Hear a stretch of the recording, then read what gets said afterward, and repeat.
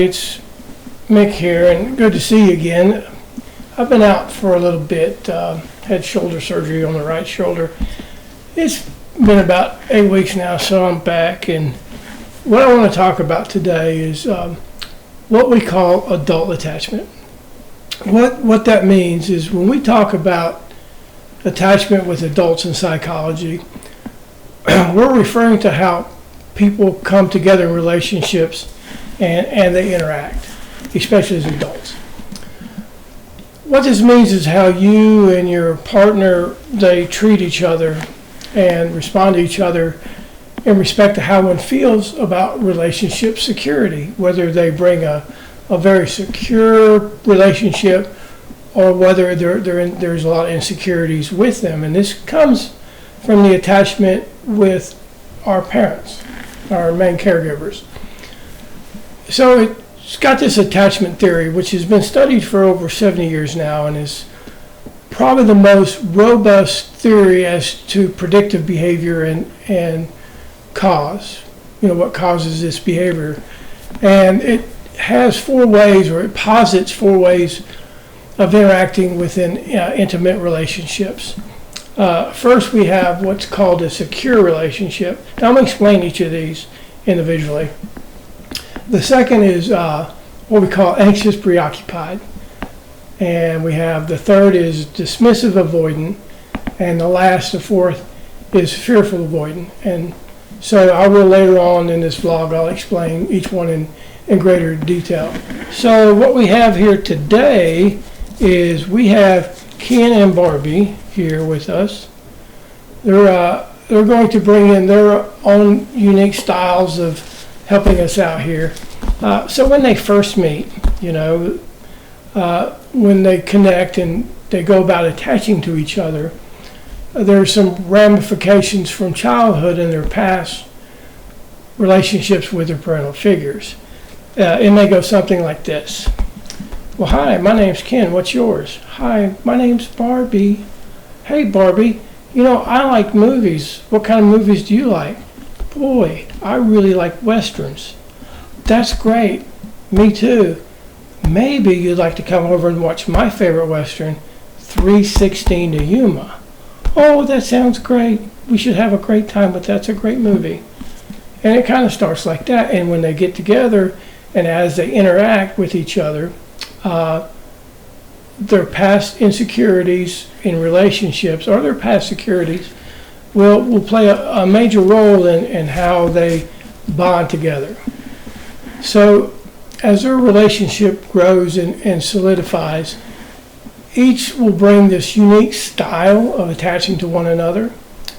For example, if both possess secure attachment styles, each will feel comfortable in trusting each other, worthy of love and support, and confident that when times get tough, each are there to help without any need to protect or fulfill their own psychological agendas.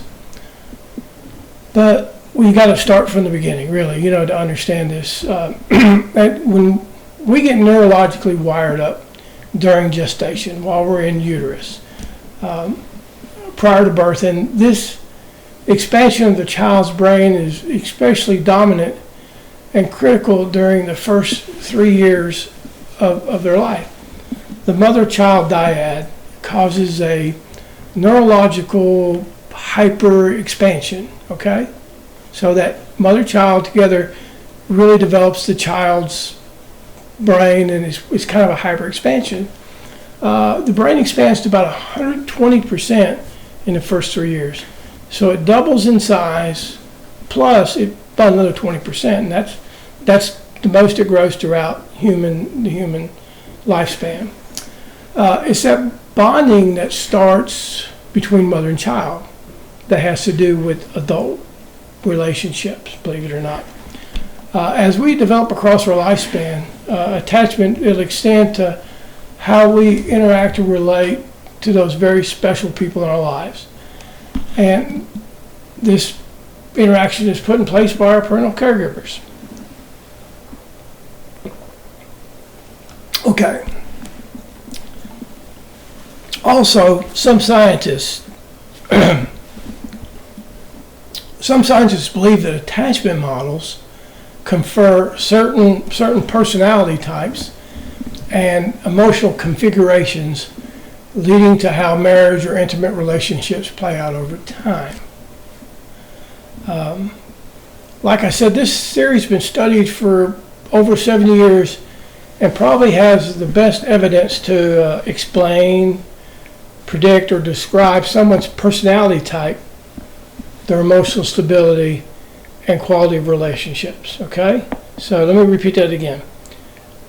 The attachment theory that we see as adults from childhood into adulthood, it's for 70 years, and this is probably the best evidence that we have to explain, predict, or describe someone's personality type and their emotional stability and the quality of adult relationships. Okay?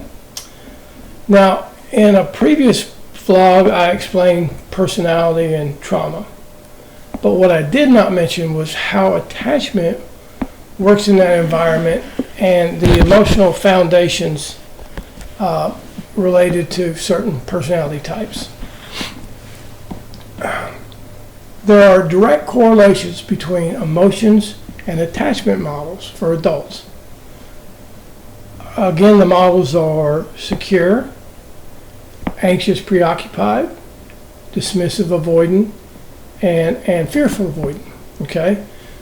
And these all come from the attachment interactions of mothers and their babies. Now, I say mothers because they are still the main adult which nurtures the newborn through toddlerhood. However, there are exceptions today in our society with fathers or grandparents taking on the caregiver role.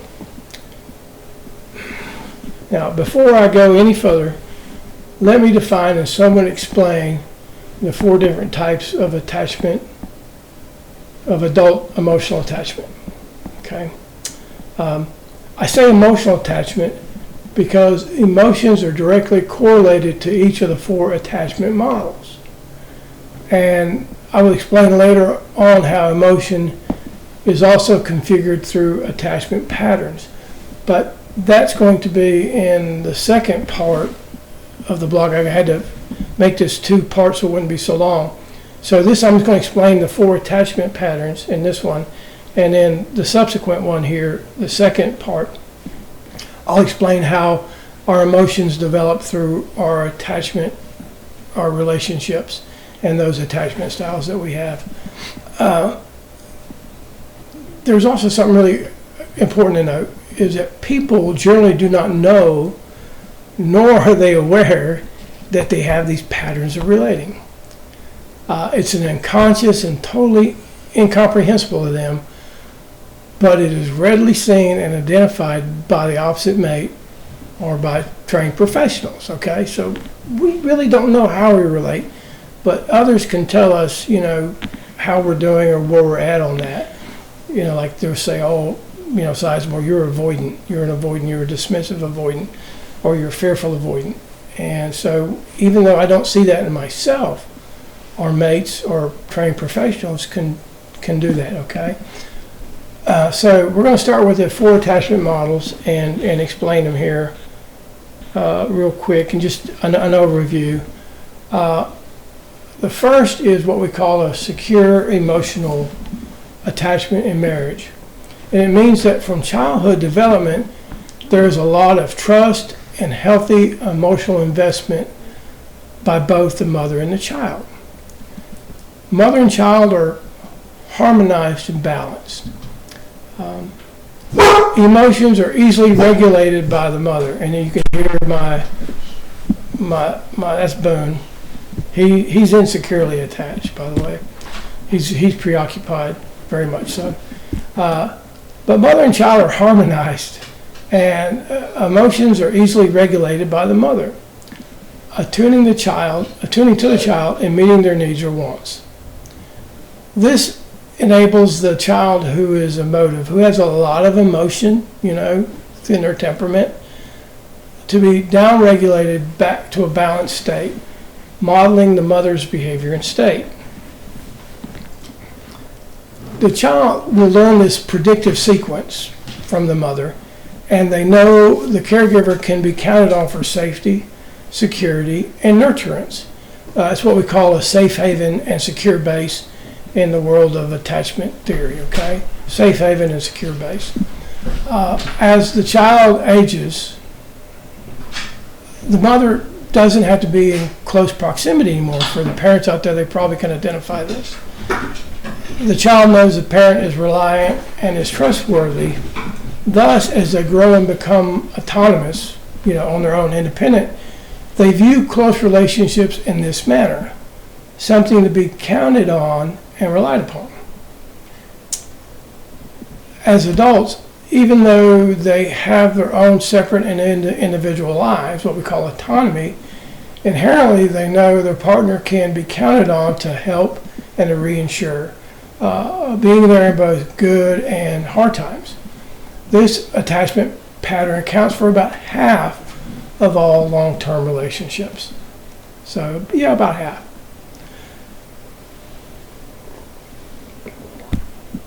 So what happens during the mother-child dyad being two, where there is not a consistent reaction to the child's emotional displays? There's not consistent reaction, a lot of inconsistency.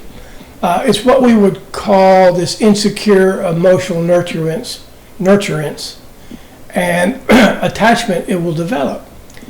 It is an inconsistency of helping the child downregulate, to calm it, a very soothing action, or on the other hand, it can be an intrusive and interruptive behavior by the caregiver, leading to what we call an ambiguous state within the child. Okay? Ambiguous means not being predictively one way or the other, not knowing if mom or dad are there when needed, or the parents are overly obsessed with the child's play or behavior. It makes the world unpredictable and unbalanced. So not just not being there, what we call kind of neglect, but also being intrusive, overly involved. We can label this as an anxious, preoccupied. It's an ambivalent state, meaning life is not predictive. My parent may ignore me in times of need, or when I'm trying to attempt things on my own, they interrupt and become overly intrusive. I think you've heard of helicopter parenting, perhaps, in that. So as we grow, our relationships are not secure and predictive. Thus, as adults, we have to preoccupy ourselves with with our mate, and become intrusive, overly involved with their world or life to make us feel in control. Hence, it makes the world predictive and safe for us if we're overly involved and we want to control. Some members in counseling I've heard, they've referred to me like, hey, I'm being smothered by the other. They have to account for their time, social contacts, and actions when there's no reason for it, and they just can't feel this autonomy. They can't feel independent on that, okay? So the second attachment model is what we call anxious preoccupied. It's an ambivalent state where the mate is emotionally excessive and extremely invested in the other. But at other times, they're withdrawn and unavailable, if not combative. So that's the second one we just talked about, okay? Now, the next two, they are dismissive and fearful. And we refer to those as avoidant attachments. They try to avoid, to do things to put up barriers. And it's called dismissive avoidant or fearful avoidant, okay? When a caregiver does not respond to or meet the needs of the infant, the child is programmed to learn how to downregulate themselves. This is a natural physiological phenomenon to protect the child's nervous system. It's built in. It's inherent to them. They've got to downregulate themselves. With dismissive attachment, The child learns to ignore the caregiver and depend upon themselves for soothing and comfort. Now, fantasy plays a big role in this state in both childhood and adulthood. When a parent ignores or dismisses, the infant turns off the attachment link and internalizes their safety and emotional well-being as being dependent upon themselves. The world does not care about me, and I have to take care of number one. We kind of heard that before, because no one else will. So the descriptions of adult partners with this particular dismissive, avoidant attitude, they become faced with an emotional barrier, a blockade, a wall. They cannot get inside, and they feel left out as merely an afterthought of the partner, of that person. A lot of times we will witness a narcissistic attitude on the part of the avoidant dismissive partner. It's about themselves. They need always that reassurance that they're great or they're doing good things. So you'll see that quite often in that dismissive, avoidant, that narcissistic pattern. The last one we have is what we call fearful avoidant, okay? And this is probably the most pathological of all attachment models. It combines a dismissive stance with a fearful, preoccupied way of relating. What has happened during development is the caregiver is inconsistent in responding, but they're also punitive, whereby terror becomes associative. We associate terror with the caregiver as a child. So the child's object of love and need is also an object of fear and dismay, okay? I need that parent as a child, but I also fear them, and they cause terror in me. So this becomes this disorganized, sort of disoriented way in childhood of looking at the parent. We all have, when we're born, even as human beings today, an inborn desire to be connected, valued, and appreciated. But also this connection is overlaid with apprehension in the fearful avoidant because of threat and danger. Instead of the mother soothing and downregulating the child's distress, they make it worse by punishing the child. We've heard things like, I will give you something to cry about. So this will carry over into adult attachment. Many times I've heard how the other mate fears or is afraid of the other. Sometimes physically abusive, only to have them return to the same partner or to another partner with the same intimidation techniques. This is somewhat of a good indication of that fearful avoidant, okay? So I'm just going to cover here, I'm going to close, and then we'll have a part two. I'll do the 4 types of attachment patterns are secure, anxious, preoccupied, dismissive avoidant, and fearful avoidant. Now, a trained counselor or psychologist has many tools to help you ascertain where you are at on the spectrum of attachment, where you may be. For myself, I'll use inventories, questionnaires, interviews, and in-session relating to help paint a picture.